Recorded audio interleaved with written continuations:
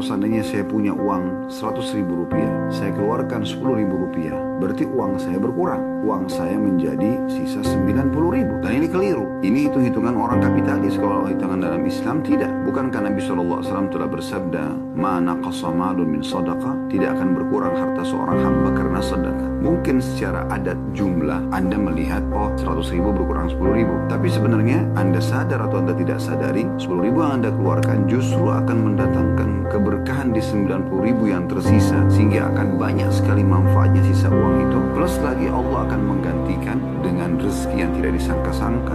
Dan lagi Allah subhanahu wa ta'ala akan memberikan pahala yang besar, melimpah, yang kita akan panen dari uang 10.000 yang sudah kita sedekahkan.